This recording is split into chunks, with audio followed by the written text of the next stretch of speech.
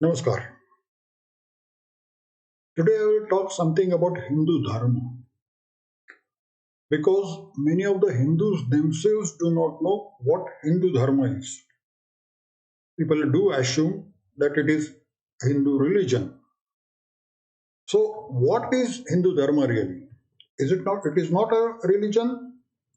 Is it a way of life? Let us understand with some words used in different languages in India. Although these words are used in different languages, the meaning is same. So I start with two sets of such words. First is Pitru Dharma, second is Matru Dharma. Pitru Dharma is for father, Matru Dharma is for father. It is like giving the children good education, taking their good physical, mental, social, take care of good physical, mental, social health of the children to make them good human being to help the society. Now, this word responsibility is not complete. Actually, it is responsibility with commitment. And then there is a word for this responsibility with commitment, and it is in almost every Indian language. And the word is kartavya. If the parents do take care of the children to make them successful in life, they are said to have followed their Pitru Dharma and Matru Dharma. Those parents who are selfish, ignore the children, do not take care of the children, they are said to have failed in their Pitru Dharma and Matru Dharma. Likewise, there is a Bhratru Dharma, which is for the brother to take care of the siblings. There is Putra Dharma, for the child to take care of the parents, especially when the parents are old. There is Raja Dharma, where Raja is a king, and his responsibility with commitment towards the citizen of his kingdom. If the king does so, he is said to have followed his Raja Dharma. But if he acts like a dictator, is selfish, ignores the citizen of the kingdom, it's said to have failed in his Raja Dharma. There is also Rashtra Dharma. This Rashtra Dharma is actually for the cities, every citizen of the country, Rashtra. Here, the Rashtra one can understand as nation or a country, although the actual meaning of Rashtra differs. But let us take it as a country or nation, and every citizen is committed to and is responsible to be a citizen to take care of the Rashtra. So we saw so many different dharmas, all are under Hindu Dharma. There's one more I will mention, but there the name of dharma it differs from language to language, although the meaning is same. For example, in Hindi, it is called Padosi Dharma. Padosi is a neighbor. Your responsibility and commitment towards your neighbor.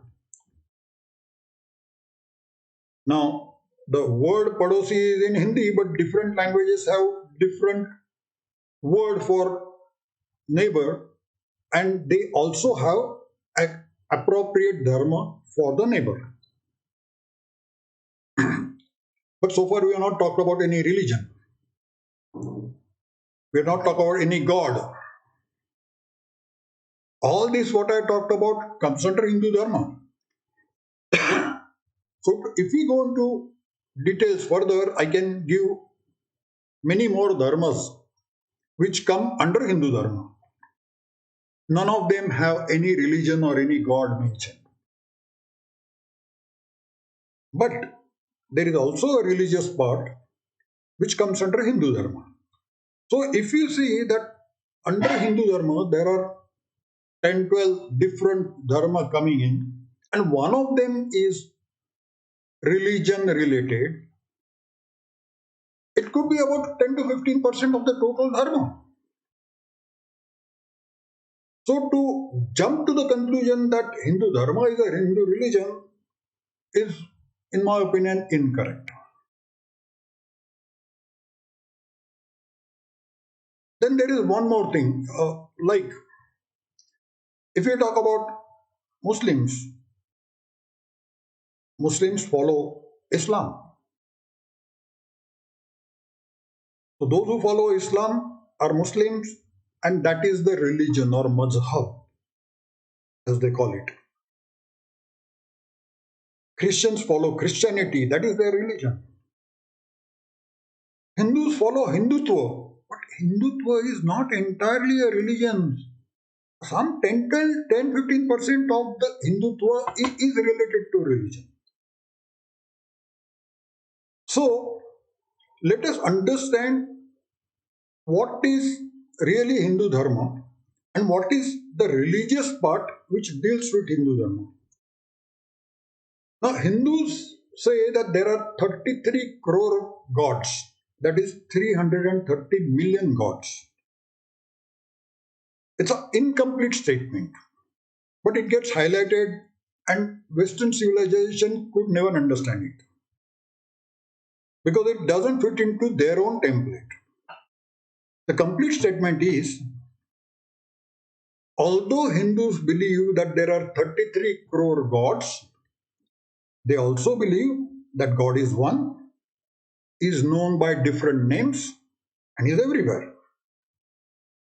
And because they believe that the God is everywhere, they worship animals like cows, birds like Garuda, the eagle, mountains like Kailash, rivers like Ganga, Narmada, Godavari, and many, trees like banyan and peepal tree. Now, it made no sense to the Western civilization. But for Hindus, it made a lot of sense, and there was a reason for it. If the animals, birds, mountains, rivers, trees, etc., are religious part of Hindu Dharma, automatically it is a responsibility with commitment for any and every Hindu to take care of them. That is how the environment was taken care of. The ancient Hindus did not go on explaining everything to everyone, but just said, follow this, and people follow it. And that's how it went under the religion part of it, although it is not totally a religion part. It has a lot to do with environmental balance.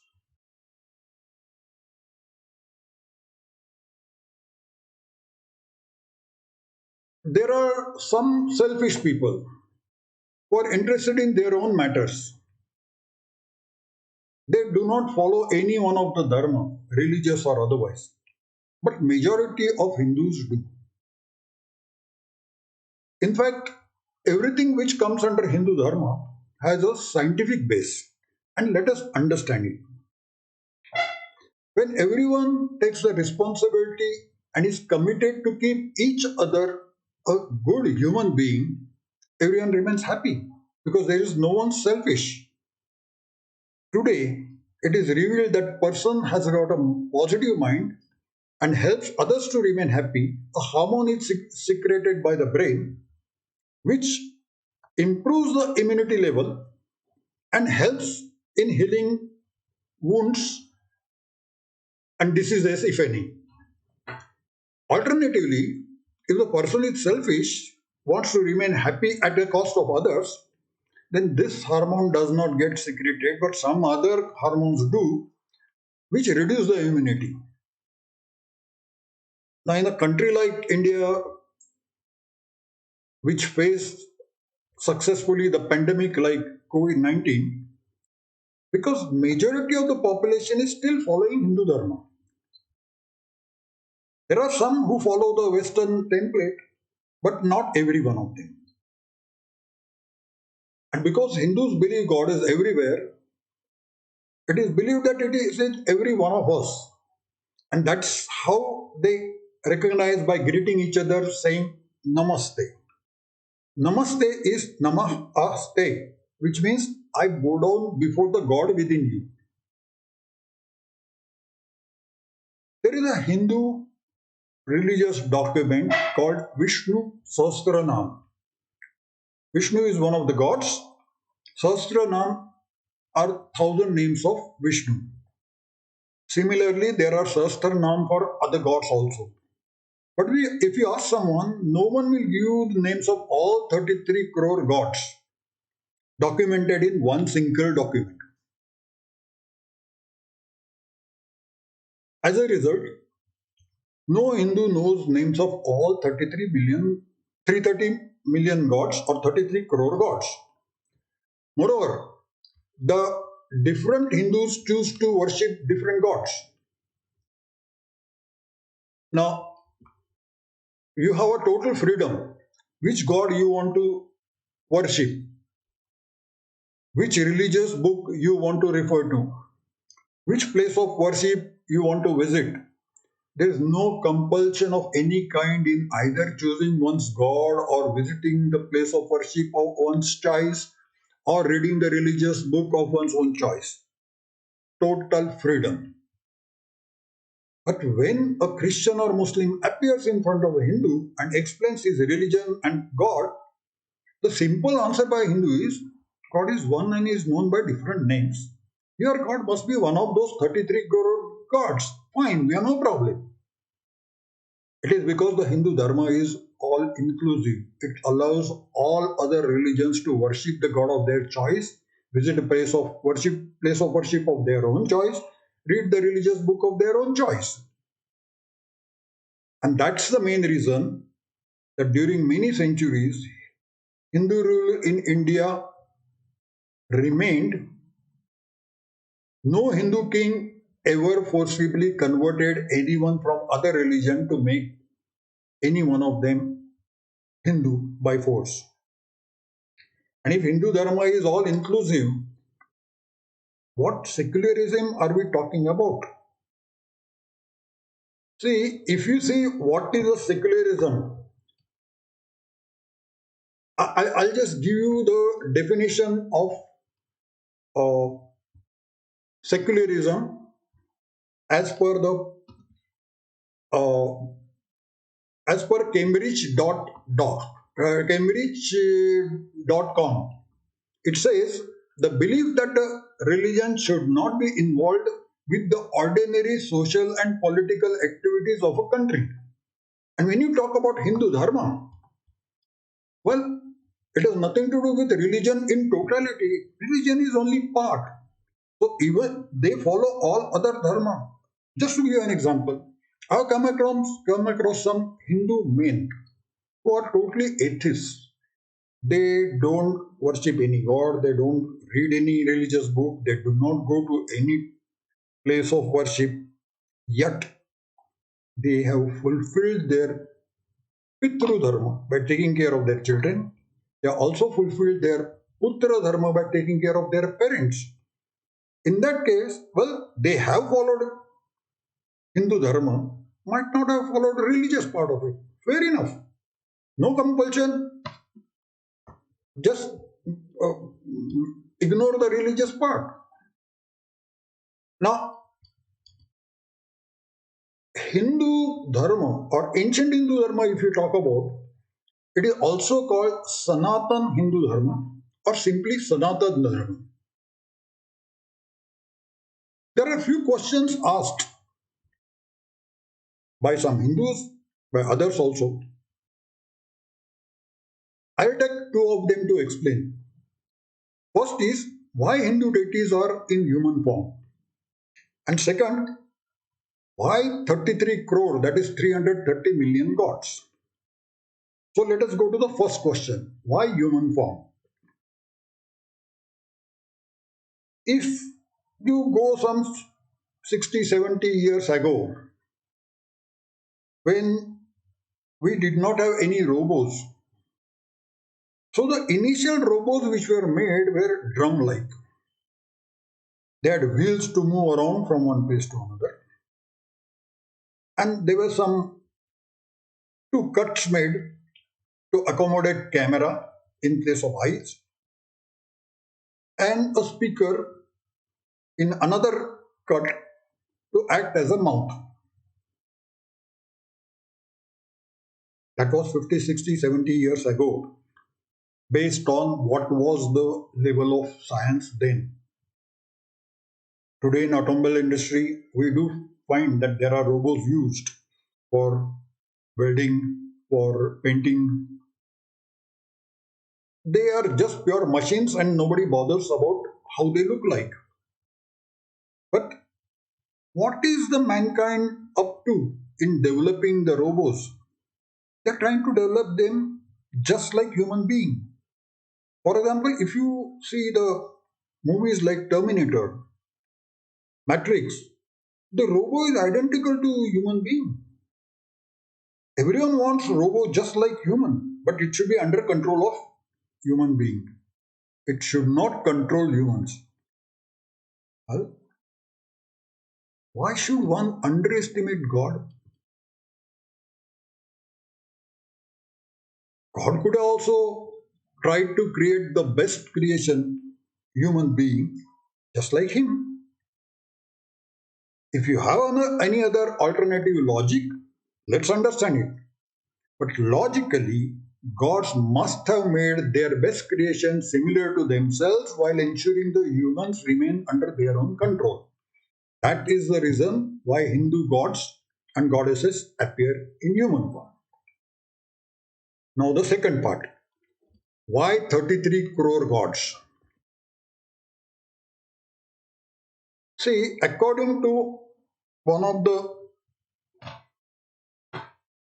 old Hindu religion book, which is called Bhavishya Puran, it says that before all this universe, there was nothing, it was an absolute void, empty space.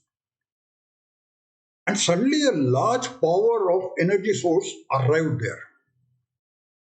Now, what the document says that no one knows where from it arrived.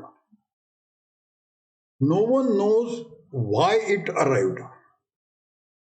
But the fact was that the energy source suddenly appeared from nowhere. This energy source is called Vishnu, one of the Hindu gods. Vishnu created the universe using his power and energy. From his navel, see Vishnu in human form, from his navel came out God Brahma. And Vishnu gave the job of creating life to Brahma. Now Brahma made many species as well as many pieces of each species. Problem was all of them were stationary, none of them was moving. So Brahma went to Vishnu to ask for help. Vishnu agreed. He took out infinitesimal small part of his own energy and put it into one living creature to make it move and become alive. This small part which he put is called Atma by Hindu. And because such Atma was put into any and every individual piece of every species, Vishnu is referred to as Param Atma or Paramatma. One must note that when a child is born, if you see one human child is born, in most of the cases, it doesn't start breathing instantly. It takes some time to do that. The heart is beating, every other part of the body is functioning, but it doesn't breathe. It takes some time to do that. Many a times the doctor or nurse have to just slightly give a slap to make it breathe and cry. It is said that only when the Atma enters the body of the newly born that it starts breathing and comes to life. When the Atma leaves the body, it stops breathing and is considered dead.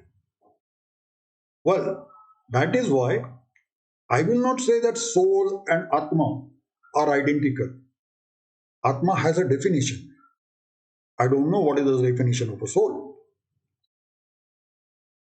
Further, it says that Brahma created 84 lakh or 8.4 million species. Now, see the fun. These are all things from very ancient uh, Indian literatures, right, related to religion. But what do the scientists find today? Scientists today have estimated that there are around 8.7 million species of plants and animals in existence. However, only around 1.2 million species have been identified and described so far, most of which are insects. This means that millions of other organisms remain a complete mystery.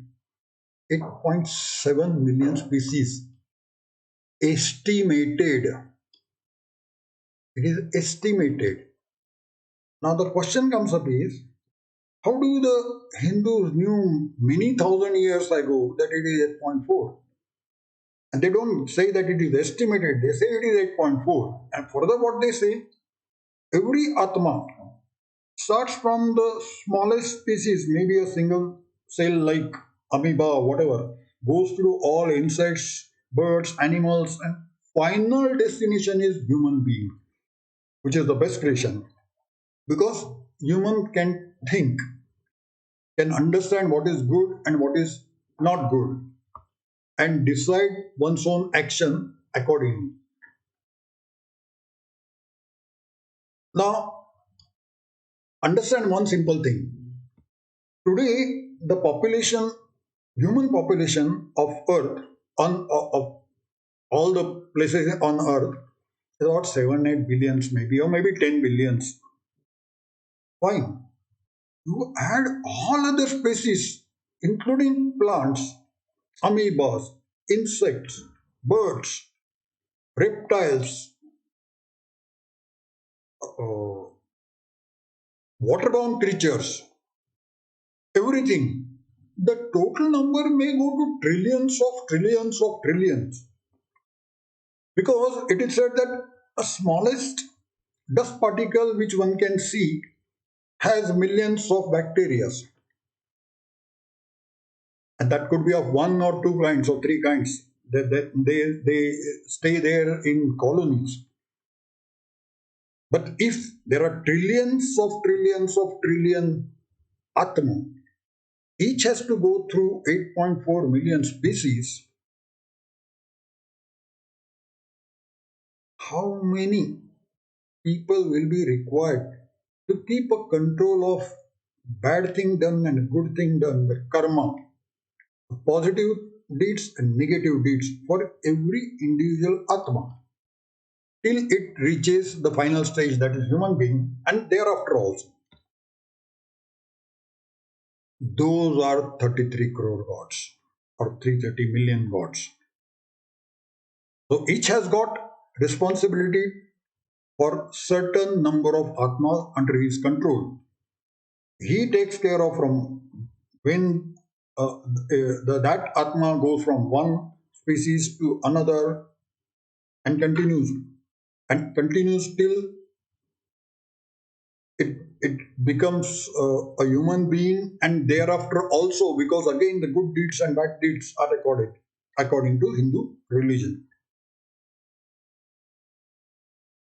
And if every Atma is controlled by one or the other god, then for me or every one of you, there has to be some god controlling. Which one is my god? For that also there is an answer, because every family has got a family god which is called Kula Devat or Kula Devata. That is the god supposed to be taking care of you as a soul when you were first born, when your Atma took the first life till the current life. But I am free to worship any other god of my choice. That's the reason you find Hindus don't hesitate in visiting churches, attending masses, or visiting dargahs for Muslims and putting chadar on that, because they find all gods are ultimately God is one, known by different names. According to Hindu religion, When the body is cremated, the Atma still remains around the body for some time, at least few days, maximum 12, 13 days, during which time the family members perform last rites of the dead person. Thereafter, the Atma is made to stand in front of a god called Chitragupta. Now, this god Chitragupta is responsible for record keeping for all Atma. So, when a fresh Atma stands in front of him, there are three possibilities which exist. First, the dead person has done more bad deeds, has a negative score to the credit of Atma.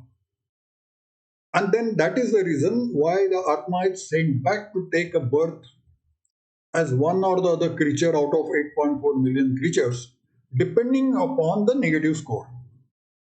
In the extreme case, it may have to repeat from the start.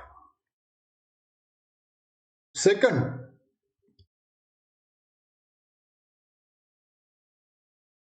the Atma might have done a lot of good deeds, has a positive score to its credit. But there are some unfulfilled wishes.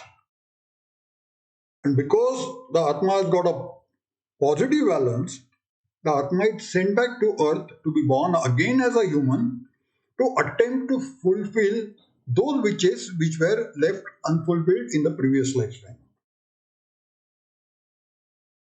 And the third possibility is that when a person dies, has done lot many good deeds, has a positive score to the credit, and has no unfulfilled wish.